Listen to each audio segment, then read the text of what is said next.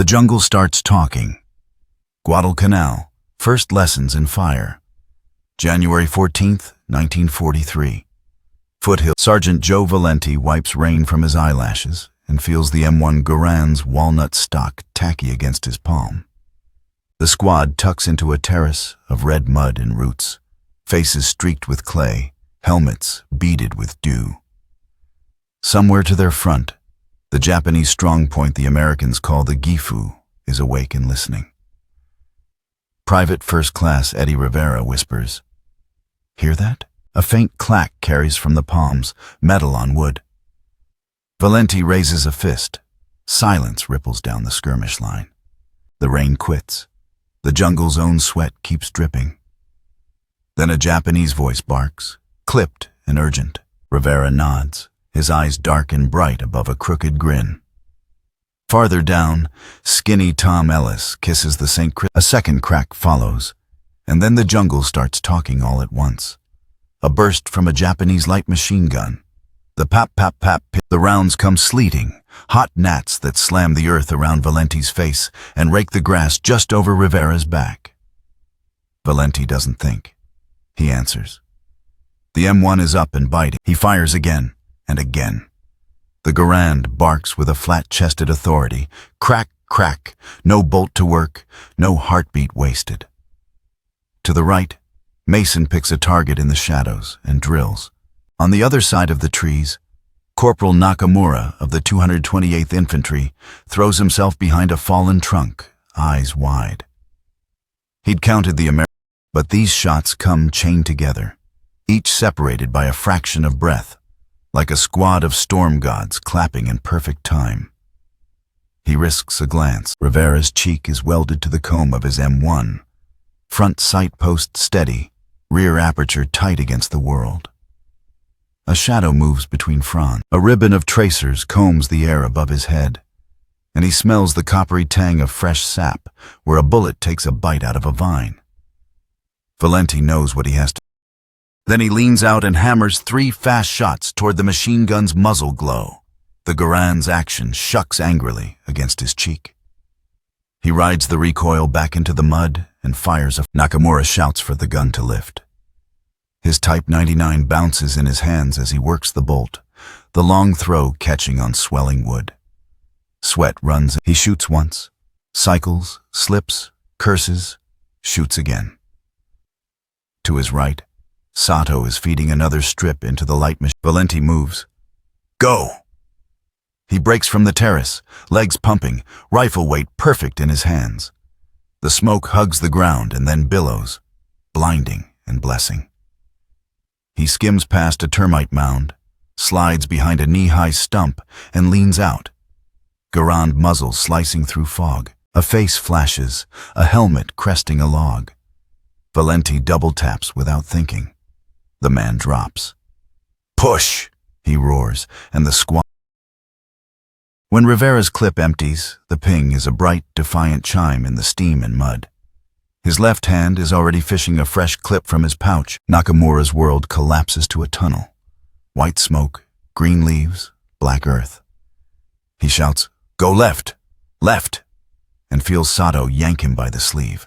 Something hot scours the bark he's pressed against. A splinter draws blood across his ear. He shoulders the Type 99, sights on a moving shadow, fires. The bolt lifts. The bolt drags. Valenti crosses the last few yards in a half-crouch, feeling the soles of his boots slip on roots glazed with rain. He senses that the squad converges along the log, rifles up, never stopping. Not a fusillade, just relentless, measured, unbroken.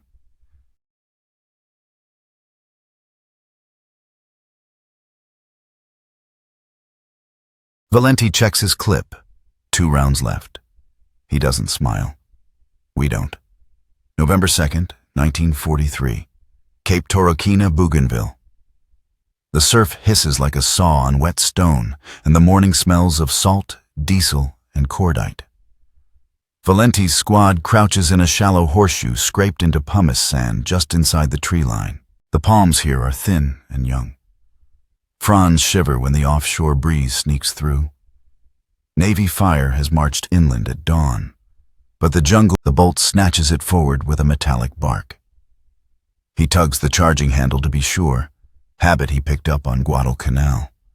Corporal Mason has the bar up on a sandbag, the bipod clawing for purchase. Tom Ellis sits on his heels with the bayonet scab. Garands do the talking. Bar sets the beat. The first round plops in with an almost apologetic thunk, and a second later, a 50-yard puff of black. "On that grove," Valenti barks. Mason answers with a disciplined 3-second burst, the bar coughing like a bad dog, and the Garands open. The M1s let them work that pattern. Trigger, recover, no bolt handbrake in the song. He brought a platoon of replacements into this fight, boys with new boots and the old rifles of their fathers. Type 99s, straight. The same shock he felt on Guadalcanal returns, less surprised now than the weight of math. He barks for the grenade section to move. Rivera is drilling a shadowed tangle where he saw the mortar flash. He fires twice, pauses a heartbeat to listen for he doesn't count rounds in words, he counts in feel. The clip is a metronome under his index finger. When it empties, the ping is bright. His muzzle is back online before the next knee mortar lands. "Creep forward." Valenti points. He sees movement. 3 helmets and a flutter of khaki sleeves. Japanese riflemen dashing tree to tree. He kneels, sights, and the M1 rewards patience. Break, recenter, break again. The rifle's speed buys him seconds, not invincibility. He signals to Sergeant Cato, who cradles a Type 96 light machine gun, to arc fire low along the sand's edge. Cut them when they stand.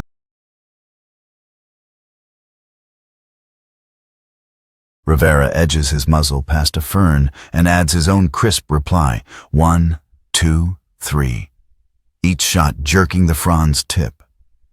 Ellis. The Type 96 falters. A shout in Japanese rises, pitched with alarm. Valenti senses the give. "Push to the log." Rivera. Ellis breathes fast and steady. Left hand choked behind the front band, bayonet still sheathed but low and ready. Another lands beside it and detonates with a tearing cough that lifts sand in a sheet. Rattled but unhurt, Valenti snaps 2 shots into a pair of trunks where he sees Nakamura sees his lane collapsing and signals the classic remedy: stiffen, then counter with a rush. He hates it. He knows better than most what waits for men who sprint into that American rhythm. They come fast, voices sharp, banzai. And for a second the world narrows to their legs and the weirdly delicate clatter of canteens. Rivera, the third, stutters when the bar bites his hips. Mason is feeding measured 3- and 4-round bursts, keeping the barrel honest, letting the gas piston work instead of melting the world. Ellis leans his cheek into his stock and sends a shot. Rivera's clip pings again. He's reloading before the brass stops spinning. He thinks, absurdly, of a jukebox back home swallowing a nickel. He listens. The knee mortars have fallen silent. The Type 96 is quiet. The jungle breathes, offended and patient. On the other side, Nakamura drags himself behind a root as 2 of his men crawl in beside him, coughing, eyes streaming. December 5th, 1944. The Saddle, west of Ormoc Valley, Leyte. Evening falls in bands, amber behind the palms. Sergeant Joe Valenti's platoon has clawed a perimeter out of soaked clay on a narrow saddle between 2 knobs, clothed in jungle vine. The line is a necklace of double-check your clips, he murmurs along the trench, voice low so it travels but doesn't carry. Rivera grins despite the rain, shakes water from his sleeves, and Ellis slides the M1905 bayonet free and back again, just making sure it knows his hand. They've strung ration can rattles on lines, but out beyond the wire, the jungle's breath is slow and wet. Frogs trill. Somewhere a wounded man, American or Japanese, talks. He has 60 men for the night raid, handfuls from 3 companies, faces he cannot name because they have arrived too fast and left too soon. He checked grenades first, then rush. He knows the American rifles now. He knows the sound of them, the way the fire rhythm denies you time to crawl between beats. He also knows orders. He touches Rivera's shoulder. Wake the gun. Mason slides the bar's muzzle between 2 fern fronds and finds a lane. Valenti lifts his. The night erupts with pin-spark muzzles as Japanese grenades arc in short, wet parabolas. A bottle bomb pops and flares orange against the rain. Glass scythes through foliage. Then ghost shapes unpeel from the black. Mason answers with a 3-round cough that pulls at his shoulder like a mule. The bar's report is a blunt hammer in the bowl of the saddle. 8-round clips give each man an island of certainty in the chaos. No bolt to work, no moment to break the cheek weld. He throws his last grenade, sees its spark drown in the rain, and gestures 2 men forward with him. He means to cross the dead 10 yards between the vine and the wire. He raises his rifle and fires. The bolt lifts, hesitates, binds on swelling wood. He yanks harder, and something inside the action grinds.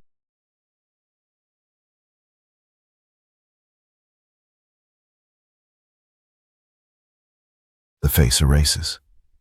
To his right, Rivera's clip pings, sweet and incongruous. He doesn't think. His hand is already on the neck. A flare hisses up from the company CP and hangs under the ceiling of clouds, turning the rain into a sheet of glass needles. The saddle blooms in harsh light.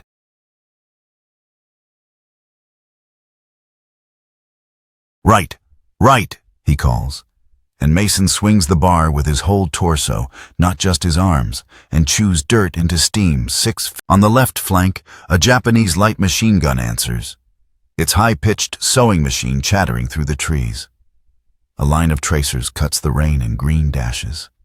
Rivera ducks, water pooling in the brim of his helmet, and fires a measured trio at the stuttering mouth, 1 low, 1 high, 1 dead center. The gun hesitates, then shifts, then goes quiet.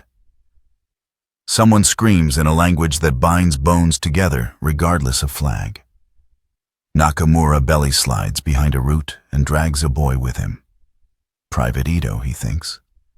Though the rain has made the faces generic. He sees the boy's chest fluttering under a torn tunic and wonders, briefly, if their training taught him to hold his breath when he shoots, waste less air.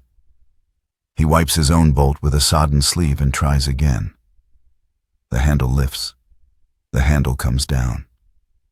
He peeks over, and a ripple of muzzle flashes answers him faster than any plan can account for. He drops, and the bark where his head was turns to wet dust. The Americans do not shout much. They call short words. Sometimes the ping coincides with silence, sometimes with fresh fire. There is no pattern to harvest, no safe second to stand. When a man runs dry, the neighbor's rhythm, the attack loses its shape, then its belief. The voices on the slope melt into rain. Valenti breathes, tastes rust. Hold fire, he murmurs. Listen. The night exhales. Frogs resume their arguments. Somewhere a branch cracks, accidental, and when they do, we'll keep the beat. In the jungle below, Nakamura counts who answers when he whispers their names. Fewer than before. The Americans have taken a second away from the bolt and given it to the trigger. And in night and mud, that is the same as stealing lives. April 18th. The trail up to the ridge is hacked into switchbacks that crumble under your heels, and the cliffs frown down hard enough to make a man feel like a trespasser. Sergeant Joe Valenti. 8 rounds ride the clip. Base of the top cartridge pressed flat by habit. Op rod forward, locked, ready. Below him, Rivera climbs like a man with an argument. Ellis taps the ridgeline with his bayonet scabbard to test the grit, The squad's packs are light. Bandoliers, canteens, grenades, a shared poncho each. The trees are shorter, the space is longer. Sound runs farther here. Somewhere ahead, a single shot snaps, followed by... The company is threading the pass like a wire through a needle, platoon by platoon. On the far ridge, Japanese positions are cut into terraces and caves, mouths of earth, with Warrant Officer Nakamura is on the reverse slope with a map sandwiched under a flat stone. His hands are steadier in this cold than they were on Leyte. He feels absurdly alive. The Americans are coming up the gut, as they must.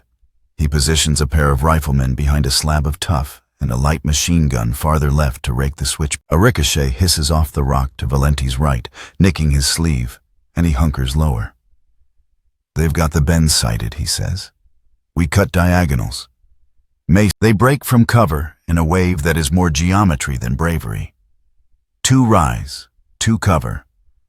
Then Valenti runs 3 steps and drops behind a boulder, the stock finding his shoulder as if called. A muzzle wink on the far shelf. He takes it in the sight. The return fire appears a breath late. Bolts chattering as Japanese riflemen work the handles. The rhythm stuttering where the M1... Rivera breathes through his nose and finds a figure quartering across a spur.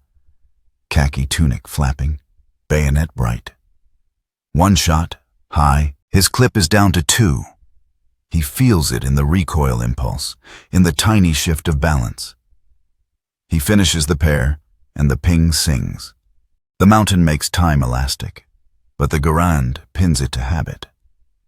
From his notch, Nakamura watches through wave-blurred air. He signals 2 men to shift right to a pocket of scrub where they can drop fire into a shallow re-entrant the Americans must cross. The men scramble, careful on. He pulls in like a turtle. They see everything, he says, awed and angry. Valenti hears a new note. Sniper, farther back, biting. Ellis leans into the cut and adds a pair of quick shots, then another pair. He is not fast. He is unbroken. The rocks take a beating like drum. The company commander on the trail below waves his arm in a big, slow circle. Push the left. Valenti nods and moves his men that way, reading the ground like a letter from a cousin he's almost sure he loves.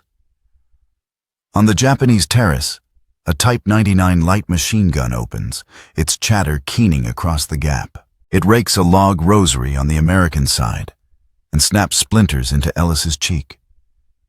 He doesn't duck. He blinks hard and sends 2 shots at the mouth of the gun. Rivera adds 3. A hand appears, then withdraws, as if the hillside itself had second thoughts. Now, Valenti says. He runs the last 10 yards in a crouch. He counts his own heartbeats to settle his hands. Then he rises into a half kneel, and the world narrows to a square of shadow under an overhang.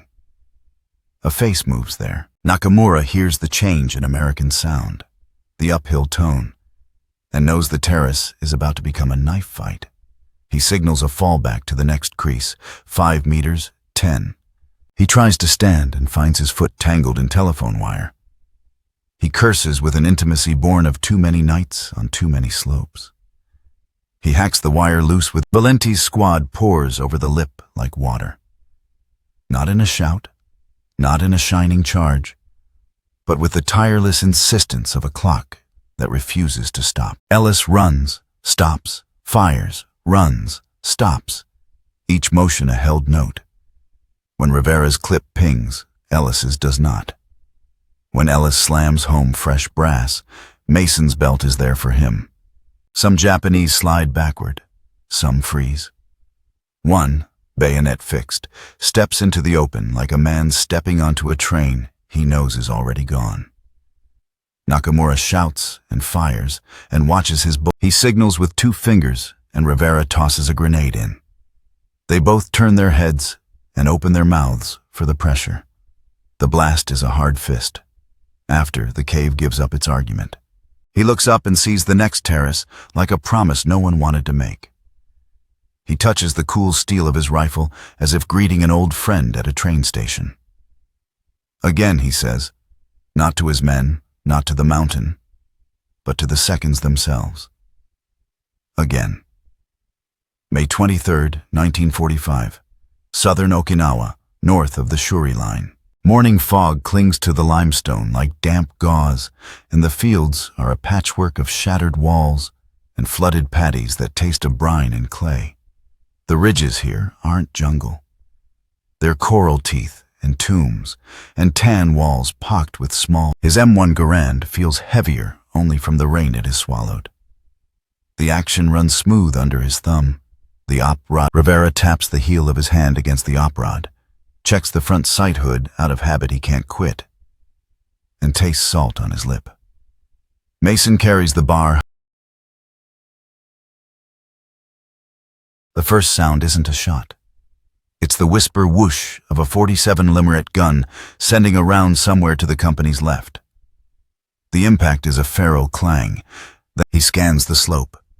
Terraces, tombs, a stand of sugarcane leaning like wet pencils. Then, there, a muzzle blink. Not from the gun, but from a loophole cut into a low wall halfway up the bench. Loopholes. Rivera and Ellis slide closer to the dike's crown, elbows in the mud, cheeks welded to stocks. Valenti counts under his breath. 1, 2.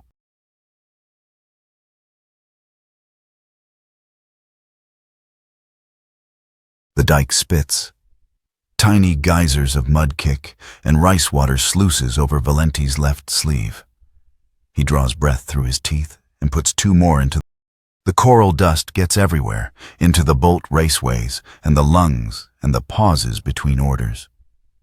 He has built this position like a... He knows the Americans' rifles now. He knows their ceaseless, clipped argument. Still, seeing them in this open, daubed in mud, but precise in movement, he feels a professional dread. He slides his own bolt, feels the drag where swollen wood lies to him, and files the knowledge away. He picks a target, helmet brim at a dike's edge, and squeezes.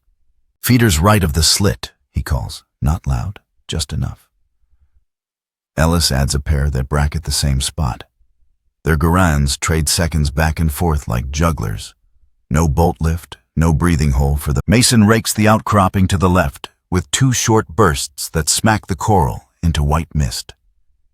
The loophole blinks again, and stutters.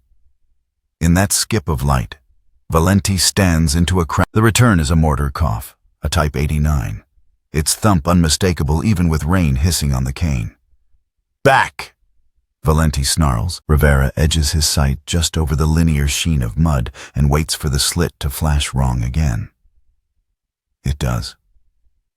He puts 1 into it, then another, then a third to the right for whoever thought the second would say. He signals the mortar to step back 10 yards and drop 3 on the dike where the smoke is thickened. His runner nods and scuttles low, boots slipping on coral. On me, Valenti says. He leads Rivera and Ellis along a cut through ankle-deep water to a breach in the wall where the coral has been gnawed by shrapnel. He can smell the old bones in the tomb niches. They reach the breach and go low. Closed now, the loophole is just a dark rectangle in rough stone. A voice in Japanese rises and snaps. A hand appears with a grenade, round, the kind that kicks like a horse, then jerks back. Short, he's up before the echo completes, M1 in the notch, and he sends 2 into the gap and 1 through the next slit for the man who isn't there yet, but will be. Ellis clips the edge of the mound with a shot that shaves coral. His second is inside the dark, and a cry confirms the geometry. The Type 96.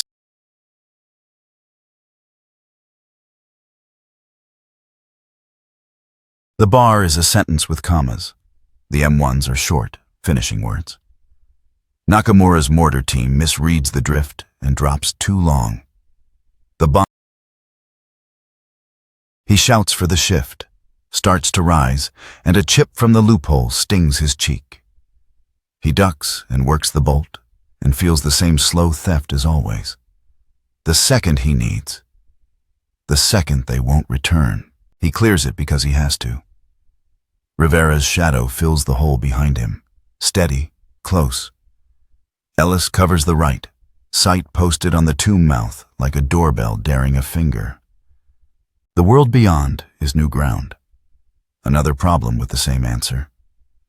He checks his clip, 3 left, and lets the number live in his finger. He looks down at his rifle and touches the bolt, as if apology could make metal remember smoother days. He thinks of the first shock on Guadalcanal and of all the ground between. Valenti raises his hand. Again, he says, and the squad answers by moving forward.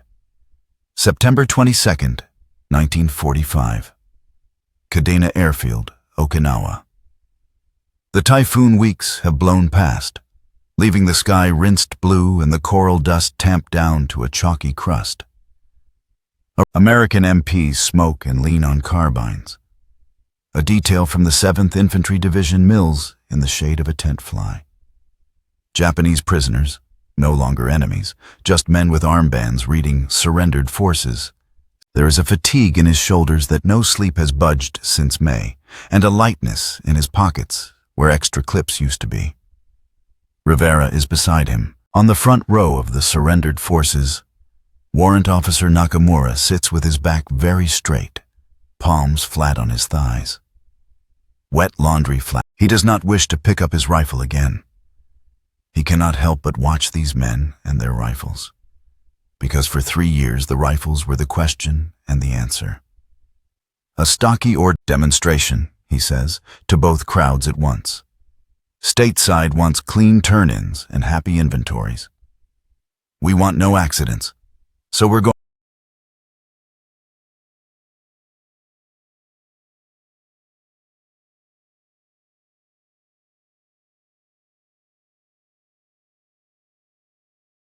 The ordnance sergeant clears a Type 99 first, running the bolt, proving it empty, breathing on the rear sight.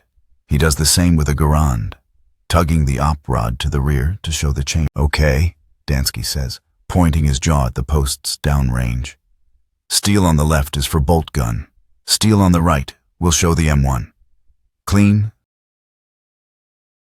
He looks almost embarrassed. The war has burned away any appetite for theater. He shoves the clip into the receiver, heel of his hand flattening it. Thumb. Ready on the left, Dansky calls, and a supply corporal shoulders a captured Type 99 at the other firing point. Slow fire, deliberate, aimed. He fires again. Nakamura feels the old familiar movement in his own palm, even from here. The insistent lift. The argument with swollen wood and. It is not slow. It is as fast as a bolt gun wants to be in careful hands. It is a rhythm with spaces. Ready on the right, Dansky calls, chin to Rivera. Rivera settles the front sight, lets the rear aperture circle the world, and presses. The helmet on the right jerks, a clear, dull dong that comes back off the coral. He presses again, and again. The rifle cycles itself. Gas siphoned, op rod driven, bolt slammed, while his cheek never leaves the stock. He feeds the trigger.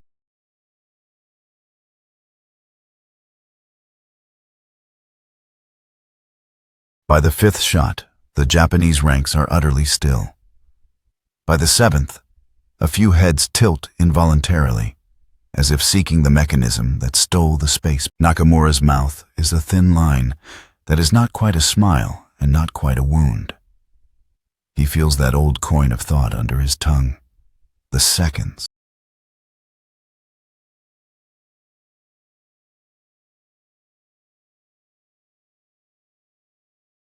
Half, he murmurs, without moving his eyes.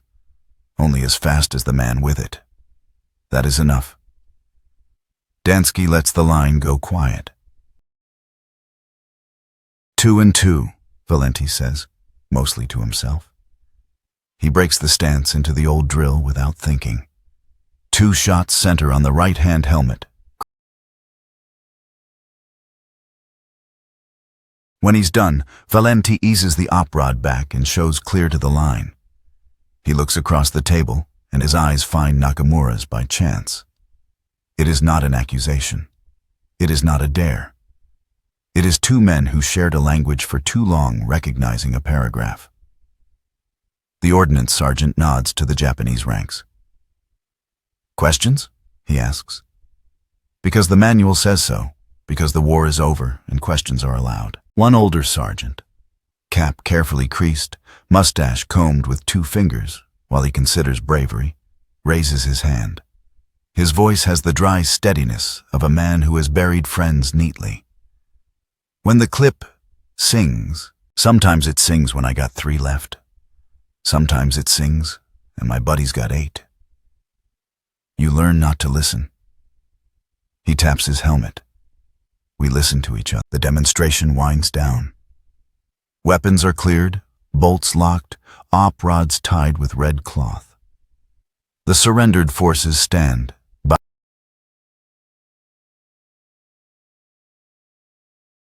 He thinks of Guadalcanal's wet breath, of the rice fields on Luzon, of coral walls that refused to fall until they did. He thinks of the seconds they stole. "Stow it," he tells Rivera, and the younger man nods, pressing the N-block clip flat in the pouch by reflex, as if the rifle might ask again.